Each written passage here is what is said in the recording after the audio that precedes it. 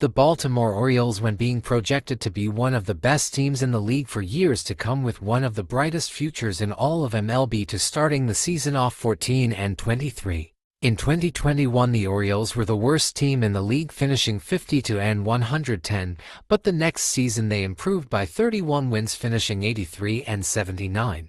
Even though they missed the playoffs, it looked like the franchise was taking a turn in the right direction, which was proven right next season, where they won 101 games, led young stars Gunnar Henderson and Adley Rutschman.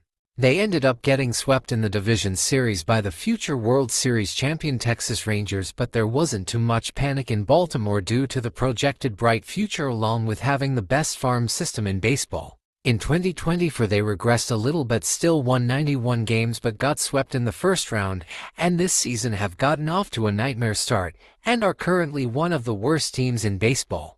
So how did a team that was projected to be one of the best teams in the MLB for years to come get worse? The first problem is the starting pitching.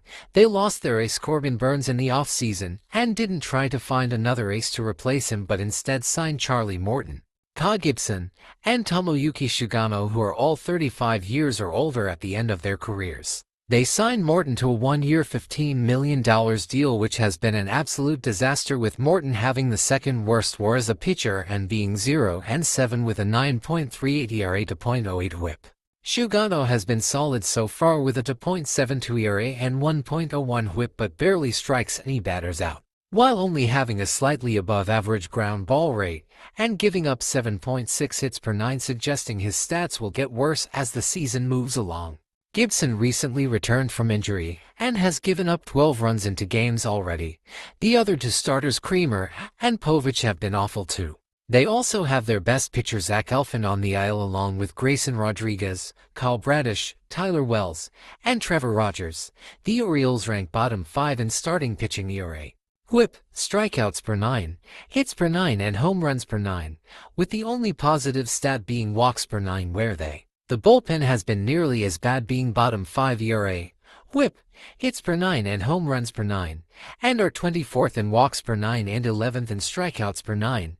In overall pitching, they are 4th in runs give up, 1st in homers given up, 2nd in hits given up, 4th worst whip, and 2nd worst average against. Overall, the Orioles' offseason was underwhelming, with the only big addition being Tyler O'Neill, who has been hurt for most of the season but was disappointing in his small sample size, while losing ace Corbin Burnes and Anthony Santander. They also made a horrible trade at the deadline last year, where they traded away Carl Stowers and 7th-ranked prospect Connor Norby for Trevor Rogers.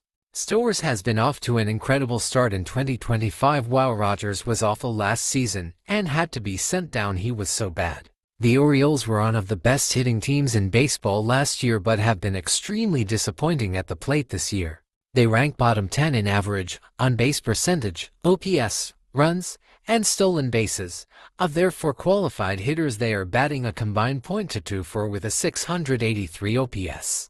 These qualified hitters are Cedric Mullins, Adley Rutschman, Gunnar Henderson, and Ryan Mountcastle. Henderson has been underwhelming so far this season after being 4th in MVP voting last season. Same with Adley, who is off to a rough start at the plate and has gotten worse year by year at hitting.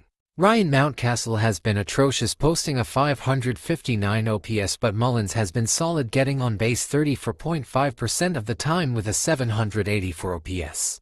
Veteran Ryan O'Hearn has been the best hitter on the Orioles so far. No one really knew what to expect out of Jackson Holliday this season, but he's quietly playing pretty well so far and might have been the most productive young guy at the plate so far for Baltimore.